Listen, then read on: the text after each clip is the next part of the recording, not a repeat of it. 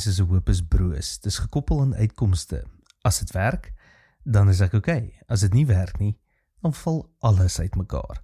Maar dit beteken jou hoop is net so sterk soos jou omstandighede. En dit hou gewoonlik nie baie lank nie. Welkom by die Sepcast, die tuiste van die nommer 1 netwerk vir jou lewe. Dis waar ons stadiger dink, dieper kyk en ontdek hoe Jesus nie net toegewerk het nie, maar nou werk. Romeine 5 sê iets radikaal. Ons roem selfs in verdrukking.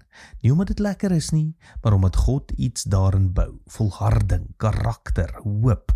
En dan sê hy, hierdie hoop beskaam nie. Hoekom? Want dit is nie gebou op hoe dinge lyk nie.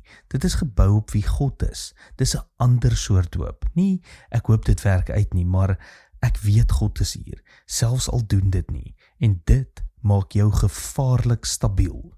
Want jy kan deur dinge gaan, sonder om uitmekaar te val. Nie omdat jy sterk is nie, maar omdat jou hoop dieper lê. En by SA Gemeente, die nommer 1 netwerk vir jou lewe, help ons mekaar om hierdie tipe hoop te bou. Nie goedkoop optimisme nie, maar diep, vaste vertroue. So hier is iets om oor te dink vandag. As alles waarop jy hoop môre verander, wat bly oor? Vat 'n oomblik, skuif jou fokus, nie na wat jy hoop sal gebeur nie, maar na wie reeds daar is. Tot volgende week, mooi loop. Hoop om julle almal Sondag by die Paasete te sien.